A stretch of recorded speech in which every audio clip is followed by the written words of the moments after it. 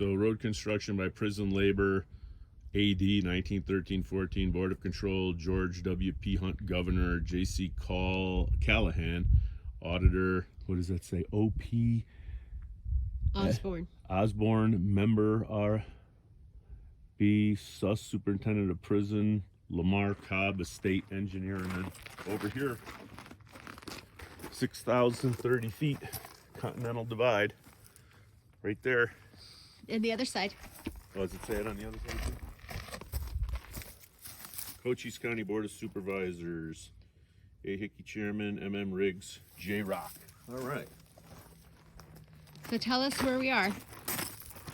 So we're in Bisbee, and that up there is Mule Mountain, and underneath us is the tunnel that goes 80 all the way into the little town of Bisbee.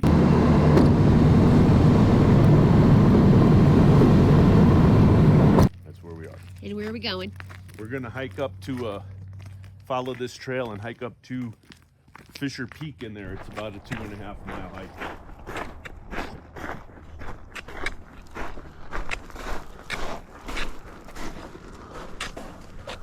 What does that say? No county maintenance. So what if this must have been part of the, like that old Bisbee, old Tombstone Highway at one point or something? Down here? I don't know where that goes, but we're going up here.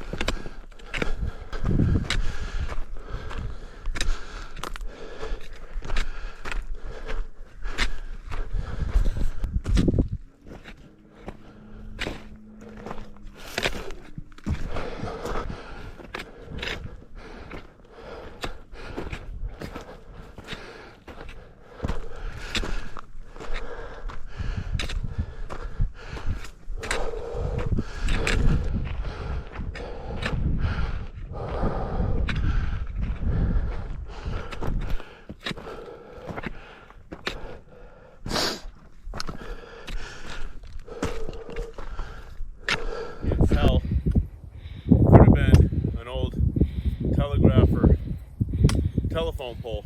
Could be electricity, but I don't think so. I think it's a telegraph pole. And I know coming down here along 80, they have the telegraph wires that come down where on Route 80 and Route 90 meet. You can see on that private property there's telegraph poles. It's probably part of this. That's Mule Mountain over there. I was just saying that's Mule Mountain over there. Nice breeze going. It's beautiful.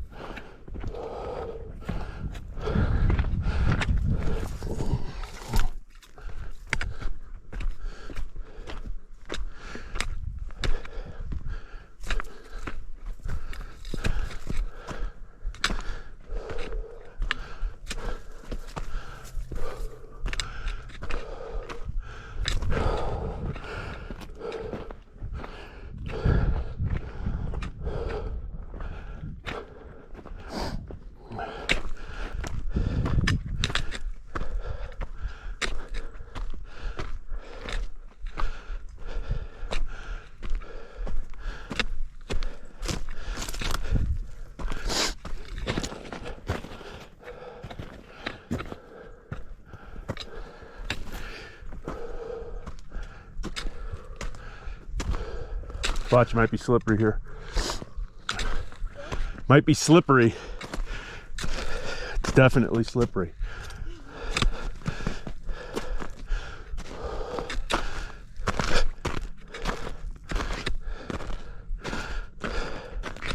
Somebody had a big dog up here, the size of that fucking track.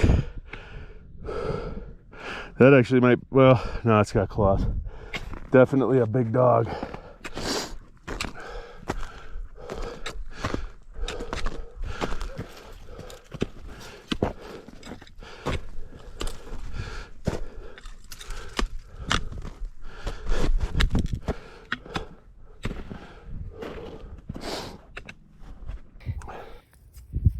So we're on the top of Mount Ballard here in Bisbee, and that's Fissure Peak. But because Miss Bumpkin is pooped, we're gonna do that one another day. We're gonna hike back up here and go over to that one, and it looks like there's a path right through here, and hopefully the trail just goes right here and then it goes through that saddle and back up. So we'll do that one another day. I think this was a pretty good hike for today. It was, and yeah, normally Mike's got the camera and you can hear his heavy breathing. Today it's my heavy breathing. It was hard today for me, I don't know. It was very steep.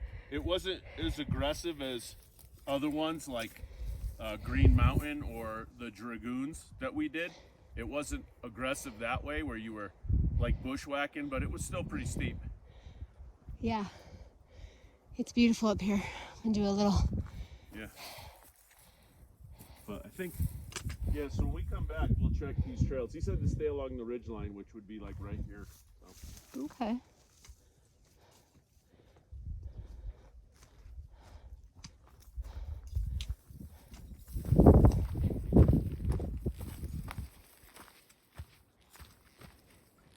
What's that? I'm videoing the forest of the cholla. It's just, they're everywhere. You got to be careful.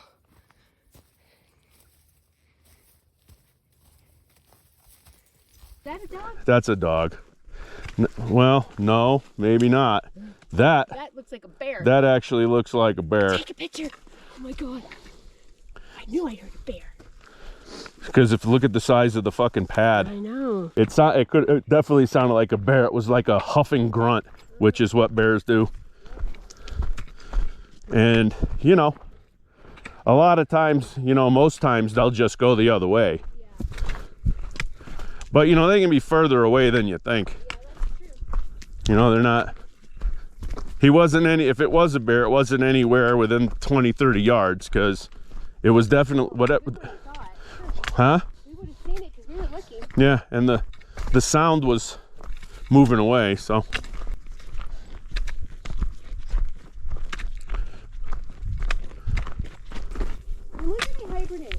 Well, that's the thing. I mean, I don't know what the hibernation thing is out here. It's not like, you know, they're supposed to hibernate in the winter, but, you know, the thing is the weather here is, the winters aren't very long and they're not super cold. So, you know, yeah. So they have I think a lot of it with the hibernation, again, not a bear expert, but it has to do with the supply of food. And in the winter in those places, like Alaska and that, there's no food. So they hibernate. But they probably have food year-round around here, so they probably have a very small hibernation window. And they're probably, I'm sure, in March, they're coming out of it. So, because, you know, you're getting up into the 60s and 70s now. So, I'm always on the lookout because you never know. It's the same with snakes. Like snakes people go, well, rattlesnakes, they hibernate in the winter. Yeah, no, they don't. They're just less active, you know? And you can run into snakes like you saw last week. Mm-hmm. You can run into them anytime. Well, we're in spring now, fishing. March, April, May. Yeah.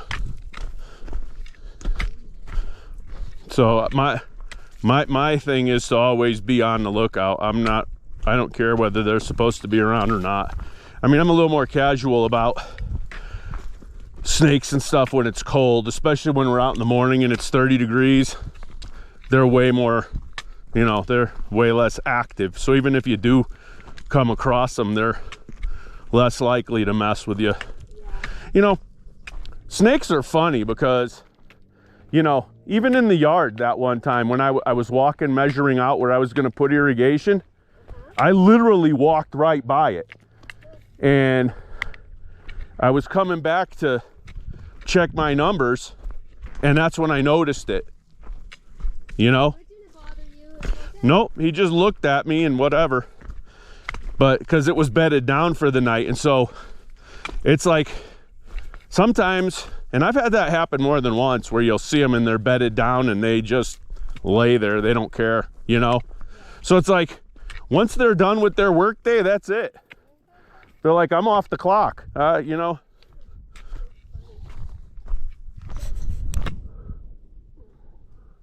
One of these days we'll make it over there.